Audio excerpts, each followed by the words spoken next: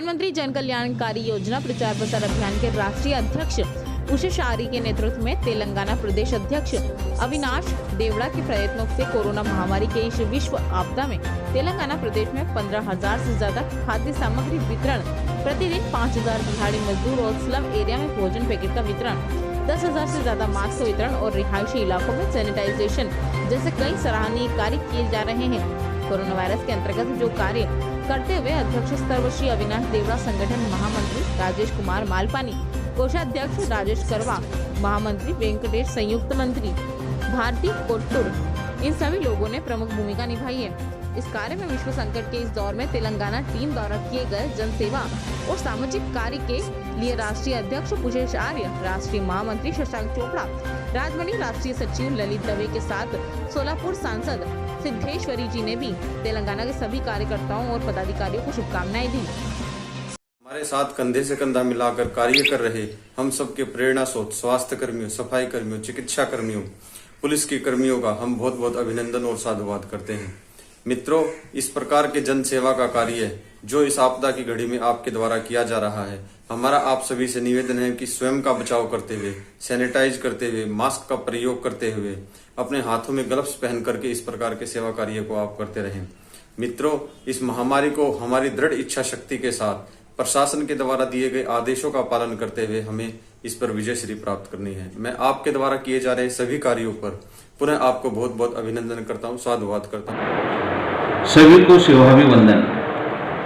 प्रधानमंत्री जन कल्याण योजना के राष्ट्रीय अध्यक्ष माननीय श्री पुषेश आर्य के नेतृत्व में कोरोना महामारी के चलते पूरे राष्ट्र में जनसेवा, भोजन और मास्क वितरण, भोजन सामग्री का वितरण, ऐसे कई कार्यक्रम चल रहे हैं।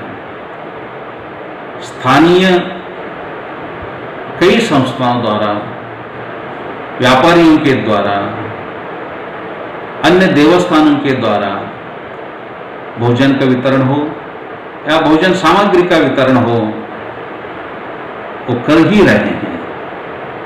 इसमें से यदि देश के किसानों को या प्रवासियों को कोई भी तरह की तकलीफ या दिक्कत आ रही हो तो उनके क्षेत्र के अभियान के कार्यकर्ताओं द्वारा वह सहयोग ले सकते हैं।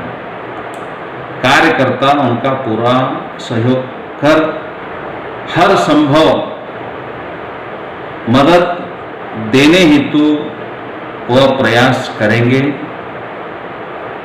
प्रवासी हो, किसान हो, ये सभी लोग कार्यकर्ताओं द्वारा लाभान्वित होंगे, यह मुझे आशय है।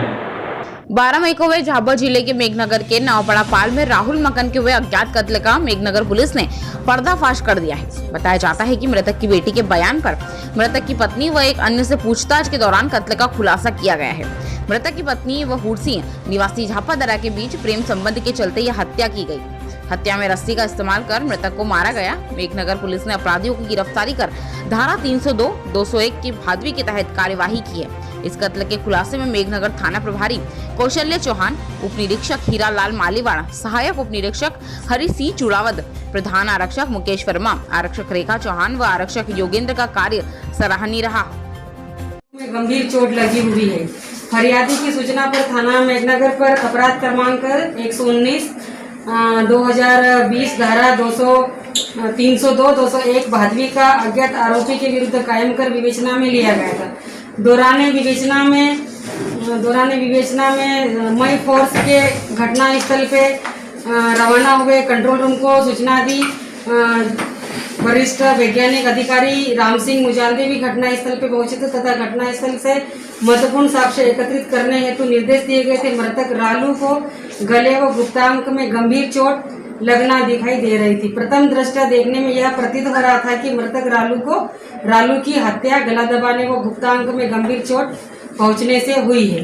विवेचना के दौरान साक्षीगणों के कथन लेख किए गए प्रकरण में एकमात्र चश्मदीद साक्षी मृतक की लड़की पूजा सिंगाड़ा, जिसकी उम्र करीब 9 वर्ष है, उसके कथन लेख किए गए थे। मृतक की लड़की पूजा के द्वारा बताया था कि उसके पिता रालू की हत्या रात में उसकी मां कालीबाई व ग्राम झापादरा के हुरसिंह चरकोटा के द्वारा गला दबाकर व गुप्तांग में चोट पहुंचाकर की गई थी। विवेचना के दौरान आज दिनांक 17/5/2020 को आरोपी कालीबाई को पकड़ा व उस कालीबाई व हुरसिंह को पकड़ा। उससे पूछताछ कर उन्होंने बताया कि कालीबाई ने बताया कि पिछले 2-3 साल से हुरसिंह से अवैध संबंध थे और वह हुरसिंह से शादी करना चाहती थी, इसलिए दोनों ने मिलकर उसके पति रालू को मार डाला, गला दबाकर रस्सी से गला दबाया और उसके बाद में फिर वो तड़पता रहा, नहीं उसकी जान गई तो फिर उसने उसके गुप्तांग को भी खींच दिया है। गुप्तांग